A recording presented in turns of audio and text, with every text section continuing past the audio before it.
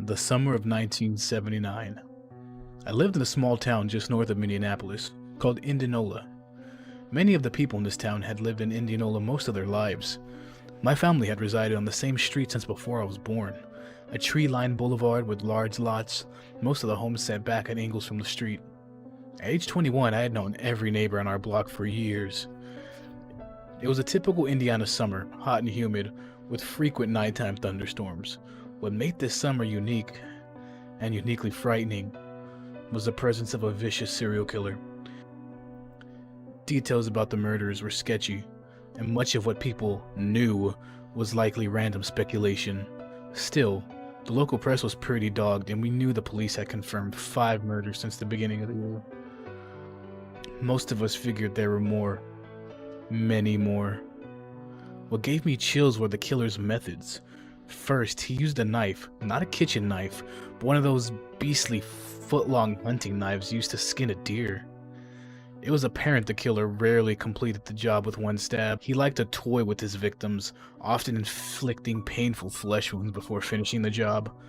I had heard that some of the victims had died of heart attacks before the killer got around to even finishing the job, perhaps mercifully. The media had dubbed the killer the Light Stalker. It seemed the killer liked to overpower victims in the dark, and to make it worse, he would control the lights so that the potential victims would become agitated trying to find a working light source. Then, just before stabbing the victim, he would switch on a light so that the victim could see his face.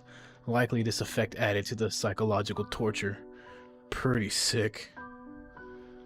Many of these details came from an assault on a woman who managed to survive her wounds.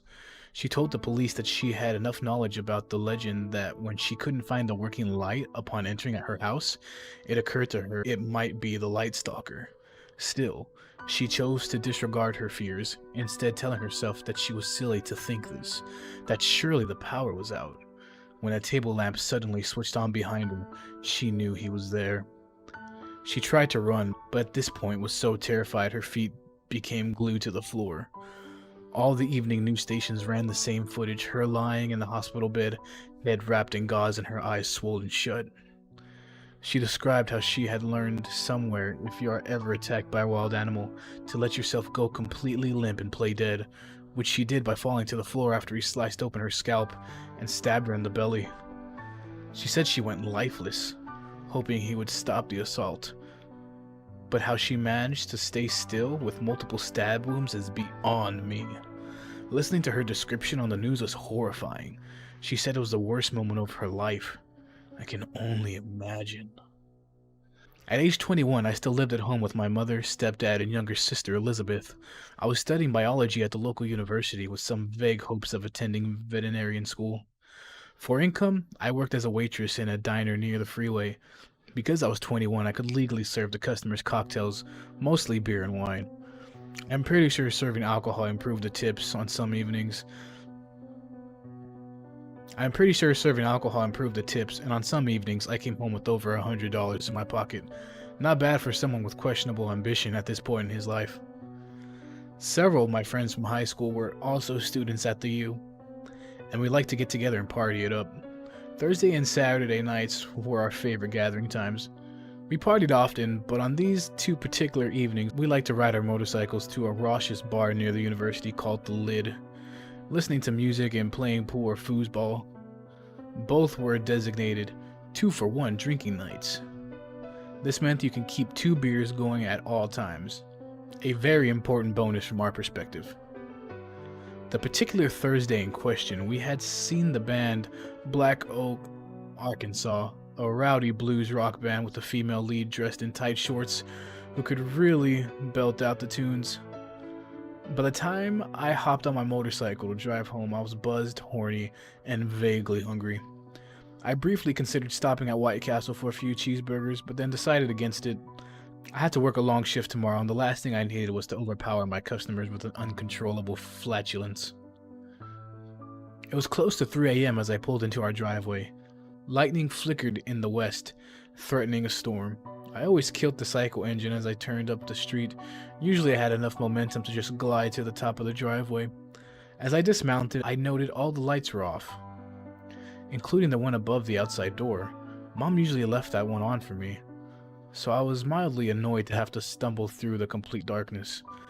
I thought about keeping my helmet on, but dismissed the idea quickly. I was too liquored up. After fumbling with the front door key, I saw the door was unlocked. Not unusual. The entryway opened to a split level with 6 steps up and a dozen down, where both my sister and I had bedrooms. I decided to see what was in the fridge, and I did my best not to bang around as I approached the steps. I noticed a curious odor, something that smelled like wet metal. Odd, but I quickly dismissed it as probably something in the sink thawing out for a meal the next day. Thunder rumbled in the distance. The storm was getting closer.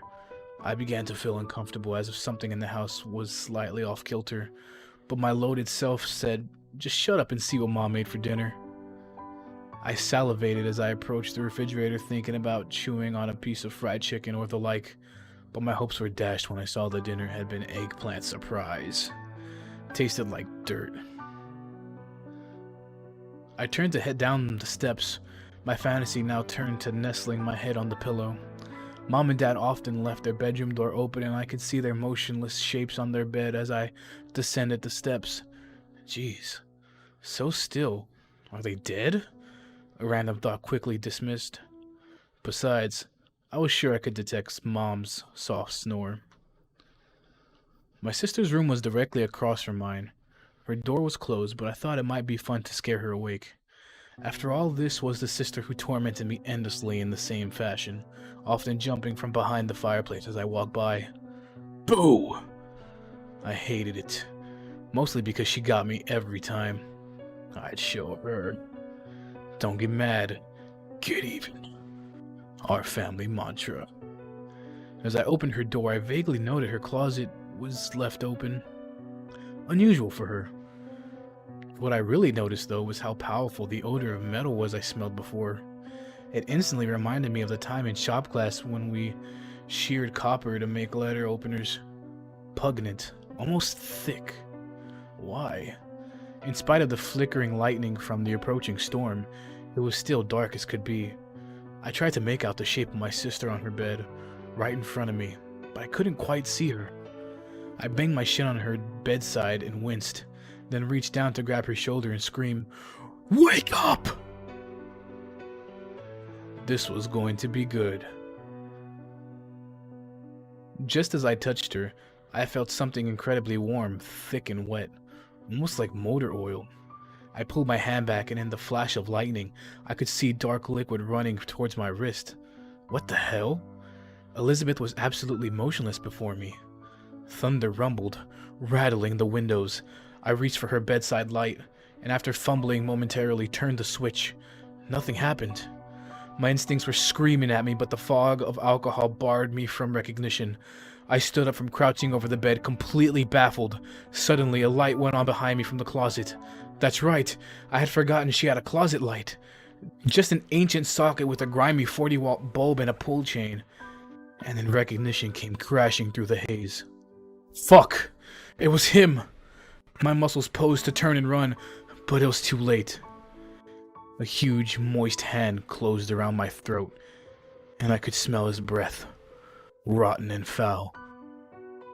A soft, maniacal giggle reached my ears as an inhuman voice said, "Hi, do you want to play with me?" And there was no more light, but the ensuing pain was beyond description.